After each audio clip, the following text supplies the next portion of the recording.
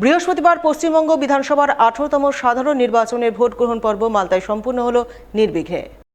রাজ্যে 16টি জেলার 152টি আসনের সাথে মালদার 12টি আসনেও বৃহস্পতিবার সকাল 7টা থেকে শুরু হয় ভোট গ্রহণ পর্ব, চলে সন্ধ্যা 6টা পর্যন্ত। ভোট গ্রহণকে ঘিরে সকাল থেকেই মালদার বিভিন্ন ভোট গ্রহণ কেন্দ্রে ভোটারদের লম্বা লাইন চোখে পড়ে। সেই সঙ্গে নজরে আসে কেন্দ্রীয় বাহিনীর কড়া নিরাপত্তার ঘেরাটো। বুথে বুথে সিসি ক্যামেরা এবং কেন্দ্রীয় বাহিনীর কড়া নজরদারিতে ভোট গ্রহণ পর্ব সম্পূর্ণ হয় নির্বিঘ্নে।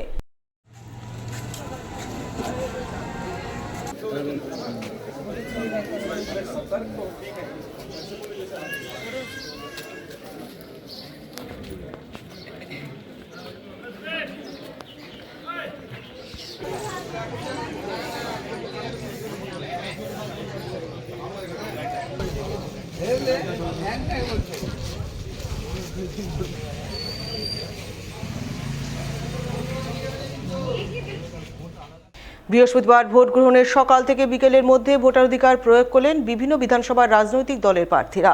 পাশাপাশি ভোটাধিকার প্রয়োগ করলেন বিভিন্ন দলের জনপ্রতিনিধিরাও। দেখুন সেই ছবি এবং তাদের প্রতিক্রিয়া। আমার 174 নম্বর বুথে আরএন দত্ত প্রাইমারি স্কুল, সেখানে ভোট দিলাম এবং গণতন্ত্রের উৎসবে সামিল হলাম। আমরা তো এখন অবধি কোনো কমপ্লেন্টস পাইনি। সব জায়গায় ভোটিং শুরু হয়ে গেছে, পোলিং শুরু হয়ে গেছে। আমরা তো ইলেকশন কমিশনকে আমি চিঠিও করেছিলাম যাতে ফ্রি অ্যান্ড ফেয়ার ইলেকশন হোক, যথেষ্ট ফোর্স থাকুক, এবং এখন অবধি সেরকম কোনো কমপ্লেন আসেনি। আর এখন তো জাস্ট শুরু হয়েছে, আমরা দেখছি সারাদিন, আমরা ওয়াচে থাকবো, আমিও ফিল্ডে থাকবো। কংগ্রেস খুব ভালো ফল করবে, মানুষের ঢল নেমেছে কংগ্রেসের ফেভারে। যেভাবে মানুষ এগিয়ে আসছেন, সাপোর্ট জানাচ্ছেন, দোয়া আশীর্বাদ জানাচ্ছেন, আমরা তো 100% আশাবাদী যে আমরা জিতছি। আমি সকাল থেকে ওয়ার্ডে ওয়ার্ডে ঘুরছি।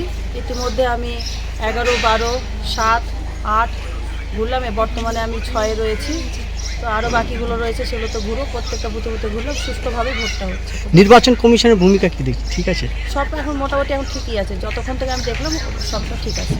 এবার যে প্রশাসনের পক্ষ থেকে যে ব্যবস্থাপনা নেওয়া হয়েছে খুব সুন্দর।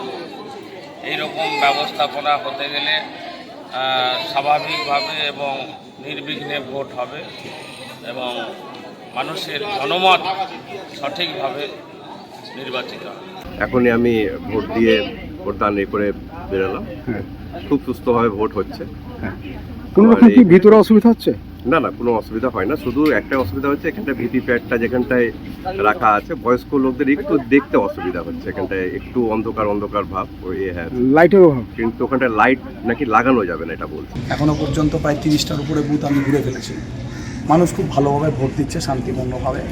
এবং 5 বছর ধরে যে কাজ গাজলের মাটিতে হয়নি, সেই ব্যথা যন্ত্রণা থেকে দূর হতে মানুষ আগামী দিনে গাজলের মানুষ কাজের পক্ষে, উন্নয়নের পক্ষে ভোট দিচ্ছে। 4 তারিখ রেজাল্টটা মিলিয়ে ভালো লাগছে। ভোট মানে উৎসব, উৎসবের মিলে যে মানুষ আসছে ভোট দিচ্ছে। আমিও আমার ভোটদান প্রক্রিয়া সম্পন্ন করে এবার বিভিন্ন বুথে যাব এবং এখনও পর্যন্ত শান্তিপূর্ণভাবে ভোট হচ্ছে। কিছু জায়গাতে ইভিএম মেশিনের প্রবলেম ছিল, আর সেগুলো শর্ট আউট হয়েছে। 2-1টি জায়গাতে এখনও শর্ট আউট হয়নি, সেগুলো চলছে। তো সকলের কাছে আবেদন রাখবো যে ভোট যেন শান্তিপূর্ণভাবে হয় এবং সেন্ট্রাল ফোর্স সিআরপিএফের কাছে আবেদন রাখবো তারা যেন অযথা পাবলিক ভোট সবাই বাংলার মুখ্যমন্ত্রী মমতা বন্দ্যোপাধ্যায়ের পক্ষে, লক্ষ্মীর ভাণ্ডারের পক্ষে, কন্যাশ্রীর পক্ষে, যুবশ্রীর পক্ষে ভোট দেবে। এটা শুধু সময়ের অপেক্ষা। 4 তারিখ সারা বাংলা জুড়ে সবুজ ঝড় বইবে, শুধু আপনারা একটু অপেক্ষা করুন। না, আমি আমার বুথে কোনো বাড়তি সুবিধা নিতে চাই না। যেমন আমার বুথের মানুষরা ভোট দিচ্ছে সেইভাবেই আমি ভোটটা দিব। আজকে আমি ভোট দান করলাম সুশাসনের লক্ষ্যে। বাংলায় পরিবর্তন হচ্ছেই, শুধু সময়ের অপেক্ষা। আর মালদা বিধানসভা তো এর গেরুয়া বিধানসভা, সমস্ত মানুষ পদ্ম ফুলে ভোট দিচ্ছে।